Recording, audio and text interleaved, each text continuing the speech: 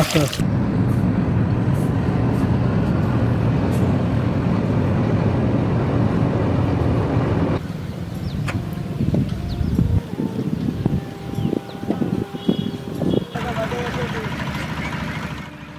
এখন শরৎকাল, মাঝে মাঝে কাজের ফাঁকে প্রকৃতি না দেখলে আমার কিছুই ভালো লাগে না। তাই আজ আমি বের হয়েছি বগুড়া হতে নন্দীগ্রাম হয়ে সিংড়ার চলন বিলের উদ্দেশ্যে। সিংড়া হতে শেরকল বাজারের পর নাটোরের নলডাঙ্গা উপজেলা দিয়ে নওগাঁর আত্রাই নদীর পাশ দিয়ে রানীনগর হয়ে দুপচাচিয়ে দিয়ে বগুড়া ফিরব ইনশাল্লাহ। চলতে চলতে চলন বিল আর এই এলাকার মানুষের জীবনযাত্রা তুলে ধরার চেষ্টা করব। তো বন্ধুরা, সবাইকে শুভেচ্ছা জানিয়ে শুরু করছি আজকের আয়োজন। তবে শুরু করার আগে আপনাদের কাছে আমার একটা অনুরোধ, যারা এখনও আমার চ্যানেলটি সাবস্ক্রাইব করেননি এবং ফেসবুক পেজ ফলো করেননি, প্লিজ এখনই সাবস্ক্রাইব বাটনে একটা ক্লিক করে নিন আর বেল আইকনটি বাজিয়ে দিন এবং আমার ফেসবুক পেজ ফলো করে আমাকে উৎসাহ দিন। সিংড়ার ব্রিজ পার হয়ে নাটোর রোডের দুই পাশের চলন বিলের দৃশ্য চোখে পড়বে। বর্ষাকালে বিলে প্রচুর পরিমাণ পানি থাকে, তাই এই সময় এই এলাকায় মাছ ধরা আর হাঁস পালন করা হয়।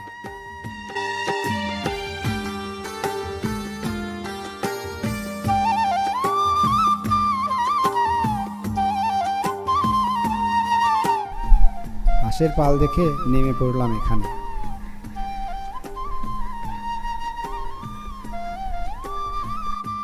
আসসালামু আলাইকুম।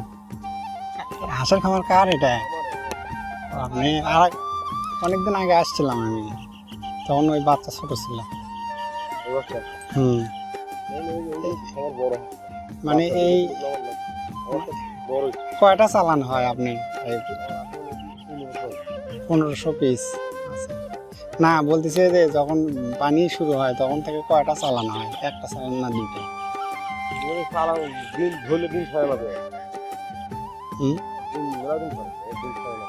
ডিম অনেকগুলো পারে। 1500 হাঁস কতগুলো ডিম পারে? 1100।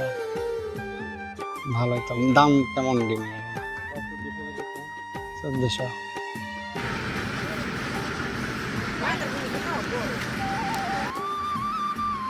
আরো ক্যামেরা আলা আসে নাকি? তাই নাকি?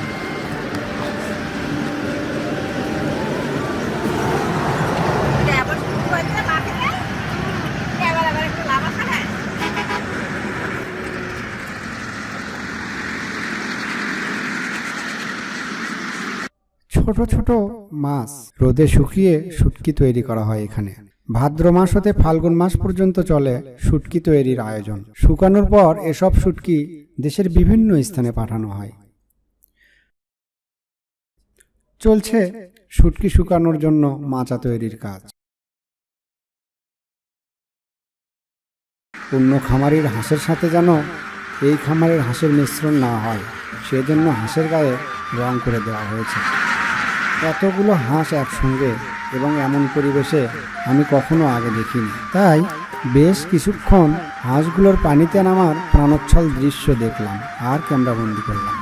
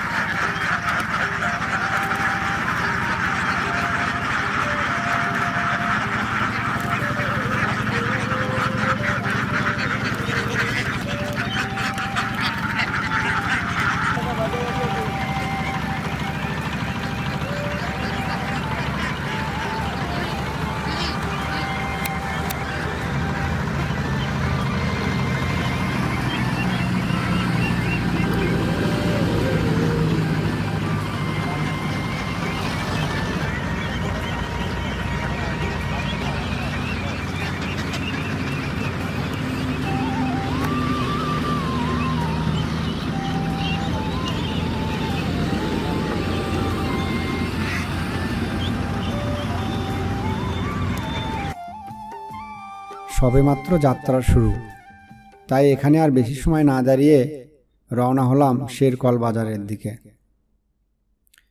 বগুড়া, নাটোর, সিরাজগঞ্জ ও পাবনা জেলা জুড়ে বিস্তৃত এই চলন বিল। বর্ষাকালে এসব একসঙ্গে একাকার হয়ে যায়। প্রায় 368 বর্গ কিলোমিটার এলাকার একটি জলরাশিতে পরিণত হয় এই এলাকা। শুধু নাটোর অংশেই এই বিলের বিস্তৃত প্রায় 31 কিলোমিটার।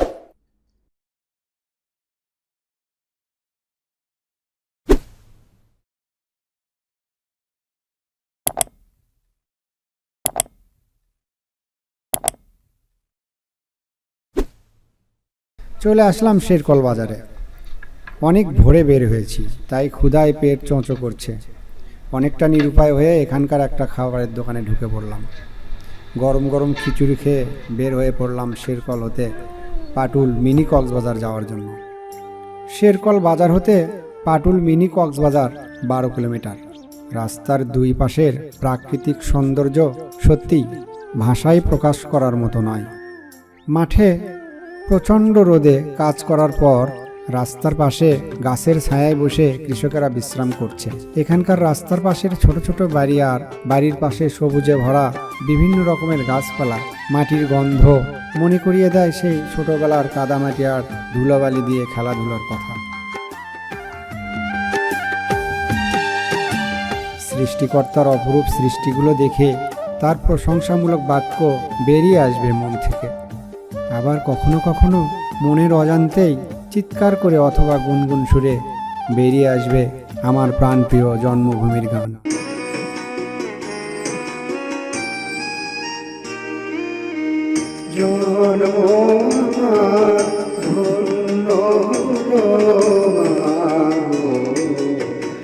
এমন করে আকুল হয়ে আমায় তুমি ডাকো, জন্ম আমার ধন্য হলো মাগো। এমন করে আকুল হয়ে আমায় তুমি ডাকো, তোমার কথাই হাসতে পারি, মরতে পারি তোমার বুকে, মরতে পারি তোমার বুকে, বুকে যদি রাখো মাগো, বুকে যদি রাখো মাগো। এমন করে আকুল হয়ে আমায় তুমি রাখো।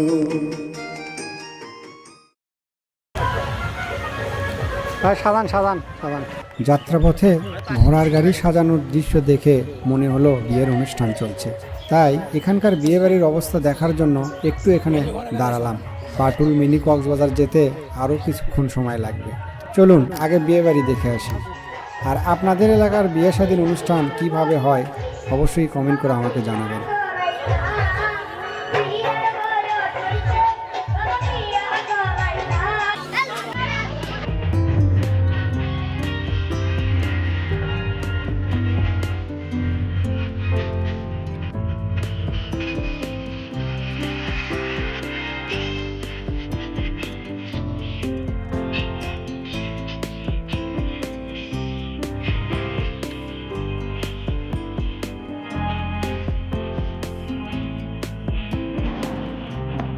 এখানে বরপক্ষ অবশ্য আমাকে দুপুরের খাবারের দাওয়াত করলেন, কিন্তু আমাকে তো অনেক দূর যেতে হবে, তাই আর দেরি না করে আমরা রওনা দিলাম।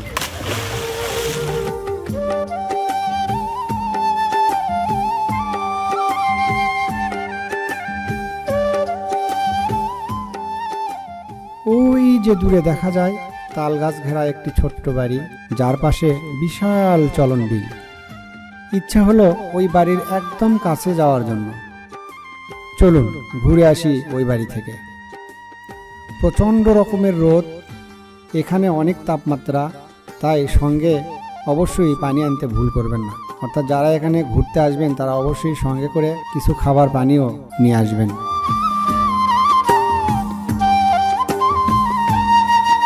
এখন বাংলাদেশের সোনালী আঁশ পাটের সময়। চারদিকে শুধু পাটকাঠি, পাট শুকানোর কাজে ব্যস্ত কৃষাণী। বর্ষার পানি শুকিয়ে যাচ্ছে, যেটুকু পানি আছে তাতেই পাট থেকে আঁশ ছাড়ানোর কাজে ব্যস্ত কৃষক। আর পাটের খড়ি দিয়ে তার উপরে গরুর গোবর বেষ্টন দিয়ে রোদে শুকিয়ে জ্বালানি তৈরির কাজে ব্যস্ত কৃষানি। এসব পাটকাঠি বর্ষাকালে জ্বালানি হিসেবে ব্যবহার করা হয়, আবার বিক্রি করে অন্যান্য কাজে লাগানো হয়। চারিদিকে ব্যস্ততা আর কাজের তোড়জোড়। চোখ যত দূর যায় দিগন্ত জোড়া এই বিলে মাছ ধরার দৃশ্য যেন প্রতিদিনের কমন সাবজেক্ট।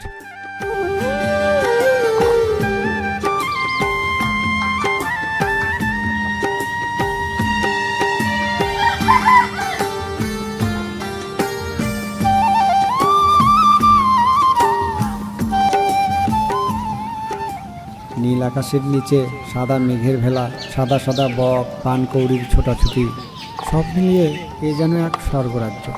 এই চলন বিল শুধু মানুষের খাদ্য চাহিদাই পূরণ করে না, এলাকার জলাশয়, হাঁস পালন, বক, পানকৌড়ির জন্য অভয়ারণ্য এই চলন বিল, আর গরু মহিষ ও ছাগলের চারণভূমিও এই চলন বিল।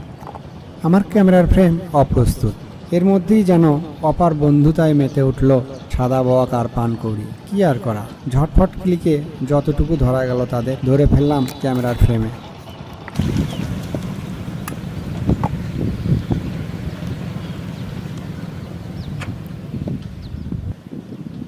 আল্লাহ, ওগো আল্লাহ, ক্ষমা করে দাও, মাফ করে দাও, ক্ষমা করে দাও, মাফ করে দাও।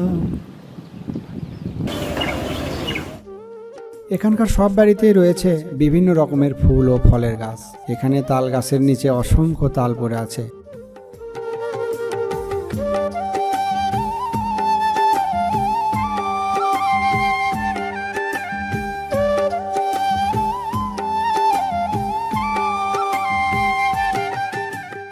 বাড়ির উঠানের গাছে গাছে বিভিন্ন রকমের ফল।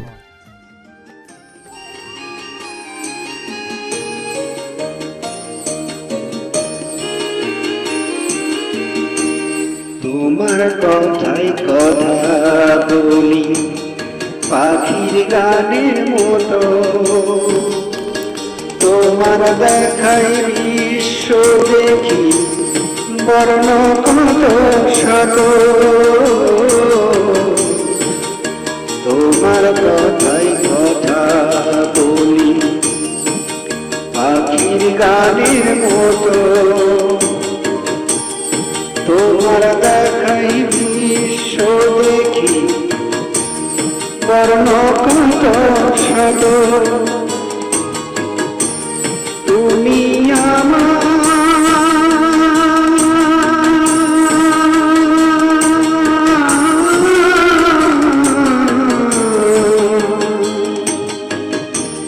তুমি আমার খেলার পুতুল, তুমি আমার খেলার পুতুল, আমার পাশে থাকো মাগো, আমার পাশে থাকো মাগো।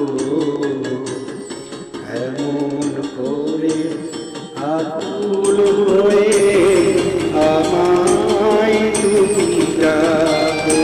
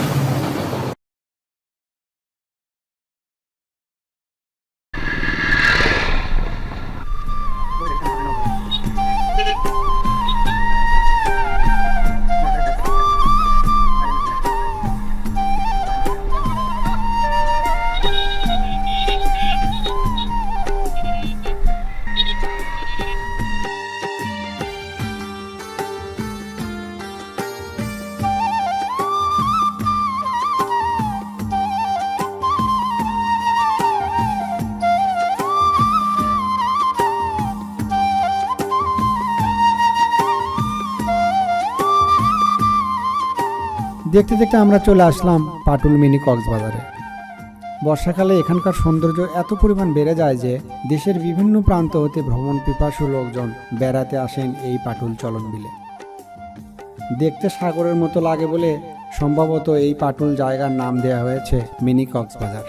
এখানে এসে নৌকা ভাড়া করে বিলে ঘোরাঘুরির মজাই আলাদা। নৌকা ভ্রমণের এই আনন্দ আসলে বলে বোঝানো যাবে না।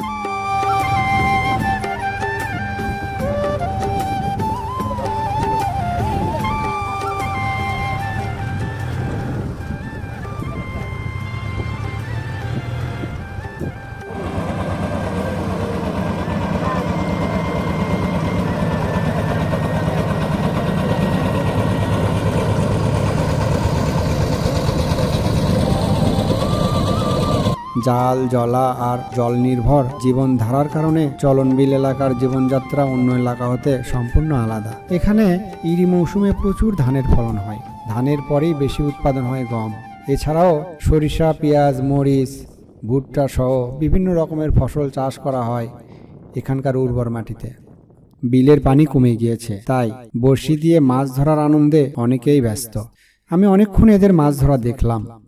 বর্ষা মৌসুমে প্রচুর মাছ হয় এই বিলে। বলা বাহুল্য, মিঠা পানির মাছের জন্য চলন বিল অনেক বিখ্যাত। তাই এখানকার কৃষকেরা বর্ষায় মাছ ধরার কাজ করে থাকে। আর গৃহিণীরাও বসে থাকে না, তারাও পুরুষের কাঁধে কাঁধ মিলিয়ে সারা বছর অবসরে মাছ ধরার জাল বোনে। আচ্ছা,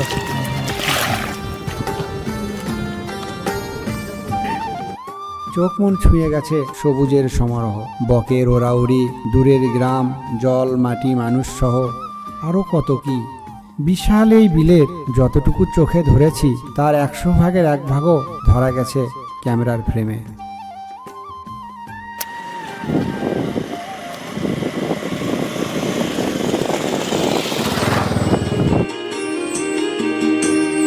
তোমার প্রেমে তোমার গন্ধে পরাণ ভরে রাখি,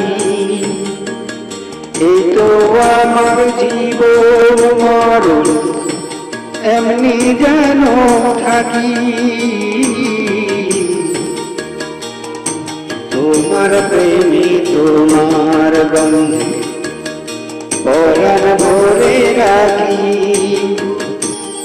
এই তো আমার জীবন মরণ এমনি যেন থাকি। বুকে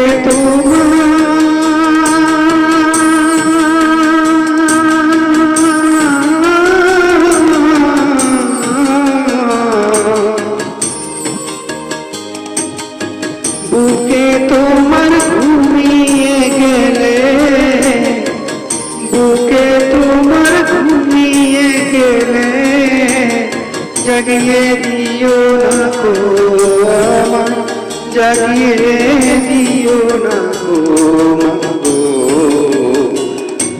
এমন করে আকুল হয়ে আমায় তুমি ডাকো,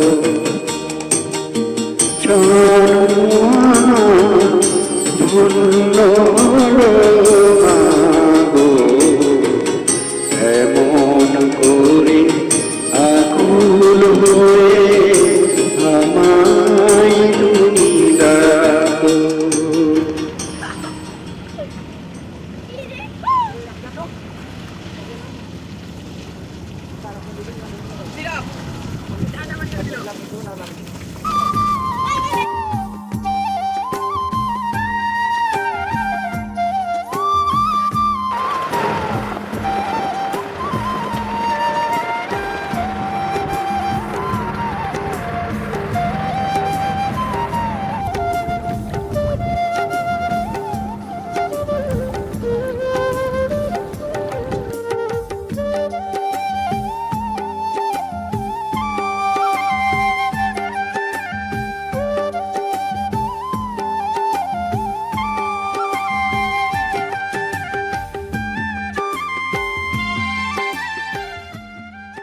একটা কবিতার দুটি লাইন মনে পড়ে গেল।